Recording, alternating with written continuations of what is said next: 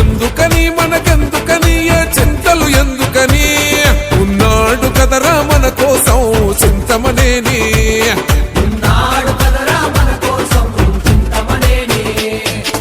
అందుకొని జెండందుకొని పసుపు జెండందుకొని వచ్చాడు పదరో మన కోసం మన చింతమనేని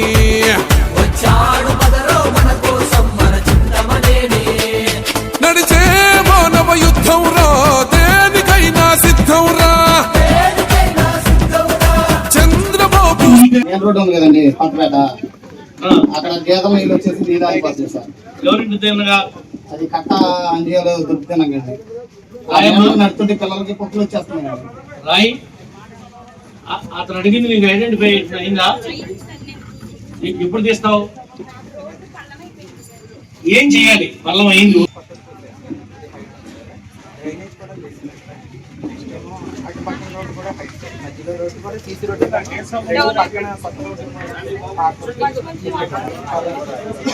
మరి అక్కడ కచ్చా డ్రైన్ తీసి పైప్ లైన్ ఉంటాయి కదా యువతల పక్క రావడానికి, ఆ పైప్ లైన్ కరెక్ట్గా ఉందా? అసలు కలపట్లా. బేబీ కిరాణా కొట్టాడు, సరైన తూములు పెట్టలా. ఆ తూములు పెట్టకపోవడం వల్ల ఆ పక్కన కాంప్లెక్స్ వాడు డ్రైన్ కట్టాడు కానీ కొంటైనా ఆ నీళ్ళు బయటికి రావట్లా. దానికి మరి మెష్ ఎవడు కాడు, మాన్యువల్స్ లేవు. ఆ బార్బర్ షాప్ ఎదురుకుండా అక్కడి నుంచి డ్రైన్ ఇట్లా స్కూల్ మీద వైపు వంకరగా పెట్టేశాడు. స్థలం అంతా ఆక్రమించుకున్నాడు. మనకి ఇబ్బంది రాకుండా చూడండి. ఆయన స్వామి బొమ్మని మళ్ళీ మాన్యువల్ కట్టి మీ ఆ సెక్రటరీకి చెప్పా.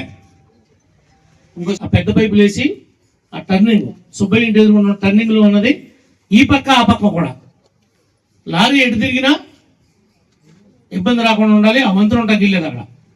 ఇటు పక్క తిరిగినా లారీ అటు పక్క తిరిగినా ఫ్రీగా బస్సున్నారు. కానీ MP3 పైపులు వేసి కాకుండా అక్కడ అక్కడ టీ స్టాల్ తీసేయండి. ఎంకరేజ్మెంట్ లేకుండా పోద్ది, అన్ని రకాలుగా కూడా ఉపయోగపడుతుంది. అక్కడే కూరగాయల మార్కెట్ లాగా పెట్టండి.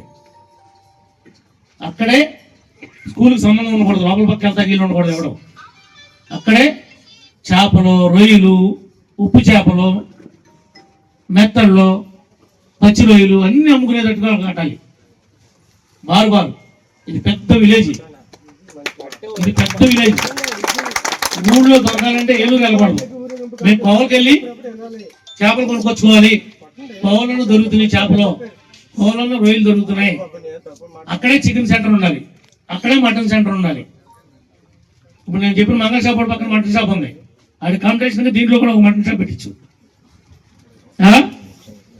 ఇవ్వండి అయ్యా, కూటమి నాయకులకి కార్యకర్తలకి 100కే 150 అతిగా ఉన్న కొట్టు నీటితో పెట్టిస్తా. 100కే 150 అతిగా ఉన్న ఒక కొట్టు.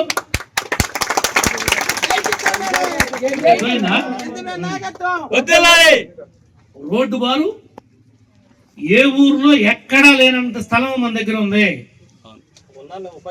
మనం ఏదైతే టాయిలెట్స్ బార్ ఉందో ఆ టాయిలెట్స్ వంటగది అది షెడ్, అదే బార్ కట్టుకుంటాం. మళ్ళీ గ్రౌండ్ నేమ్ డిస్టర్బ్ చేయను. అటు పక్క ఎవడో తొంగిసో తప్పడ కుదరదు. స్కూల్ పిల్లలకు కానీ గ్రౌండ్కి కానీ రోడ్డు బార్ అటు తీసుకుంటా. ఈ పక్కన గొడ్లు కట్టేస్తాం, పెంట పోగులు పోతాం. అది ఒకప్పుడు నేను ఆ గోడ కట్టక ముందు, ఆ డ్రైన్ వేయక ముందు తార్ రోడ్డు కానీ కుడిపోయి ఉండేది రోడ్డు అంతా. మీకు పాత రోజులు చెప్తున్నా, 14కి ముందు తార్ రోడ్డు దాకా కుడిపోయి ఉండేది. ఆ రోడ్డును బాగు చేసింది నేనే, కానీ నన్నేం పట్టించుకోవాలి మీరు. 19లో సంతలో తోలిపడదు. ఇంకా ఏం చేసినా వదిలిపెట్టలేను. అందుకే కరెక్ట్గా చెప్పారు నాయన. మీరు లేకపోతే కనుక నా స్థాయి వేరుకుండేది. ఇప్పుడున్నారు కానీ అప్పుడు గొడిసింది చెప్పచ్చు. అన్ని డ్రైన్లకి క్యాప్టెన్ ఉండాలి.